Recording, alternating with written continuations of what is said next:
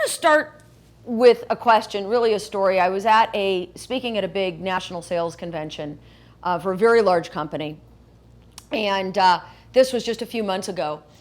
And one of the divisional managers asked me a question, and I was intrigued by the question, so I'm going to ask it to you. He said, Shari, why is it that some salespeople in the organization are making $40,000 a year, and others are making 5 times that? Why is it that some salespeople are really struggling to pay their rent every month, and others are looking at a cabin in the woods or a second home? Why is it that some salespeople have this consistency of income, this consistency of production, while others struggle day in and day out? Who can answer that question? Any ideas? Why is that? Why is it there's such a disparity? Excellent. So Vicki said some of them are better at keeping the relationship and keeping it coming, and having that repeat business rather than the new business. Great. Somebody else. I think knowledge base. Knowledge base? That they're looking for. Right. Right.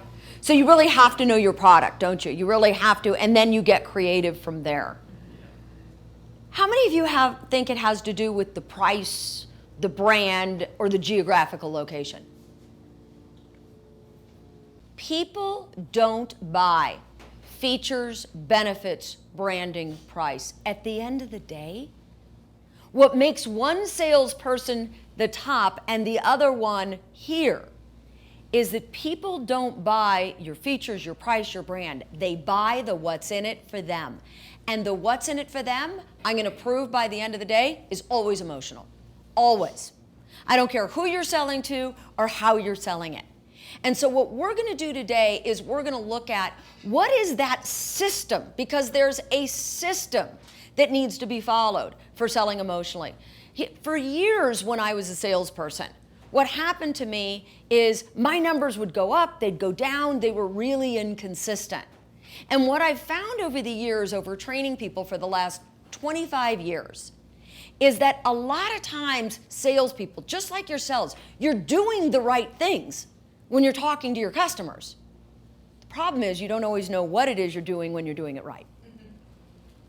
And here's the reason that's a problem. Because sometimes you'll get off the phone with a client or you'll be meeting with a customer and you go, wow, I had the rapport that time. We clicked. Have you had the experience of it working? Haven't you?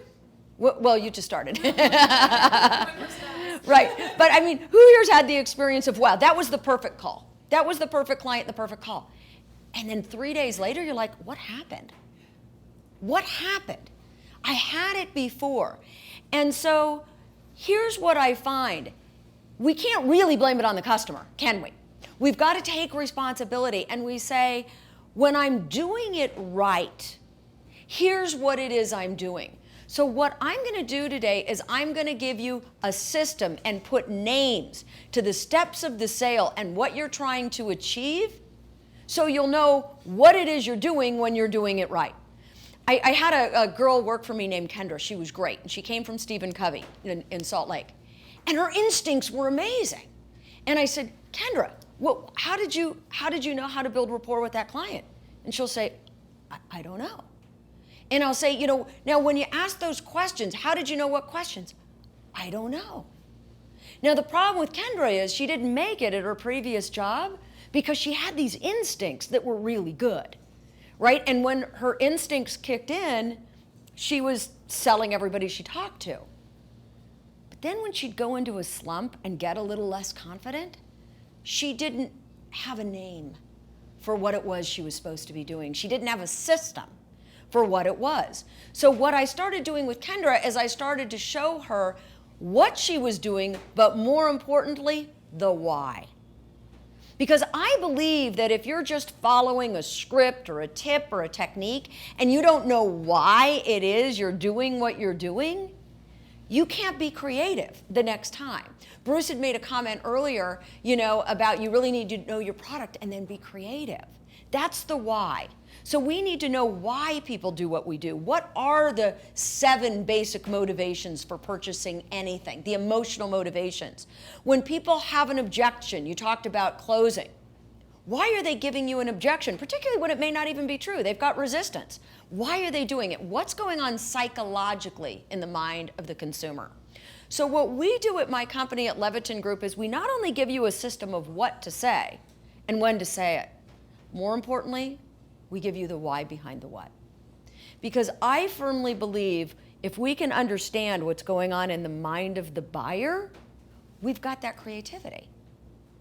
I always tell people I don't believe in sales scripts because sales scripts only work if the customer follows their script, but they never do, right? Customers rarely follow a script. So that's what we're going to be doing today. So what I want to do in talking about that sales system or that sales process, and this is a system that literally will work for the rest of your life. It's a foolproof system. It's worked in multiple industries in multiple countries, and it works because it's based on human psychology. So we're going to talk about that a little bit. And what I'd like you to do is you may already have a system or a partial system, and I'd like to get an idea of what that is. So if you can, let's work in groups again. You can work in bigger groups if you want. Why don't we do 4 and 4 and 3? And what I'd like you to do for me is write down the steps of your sales process as you know them right now. If you don't have steps, write down what you think they are. What would they be called if you were to put a name or steps to your sales process? What would they be called?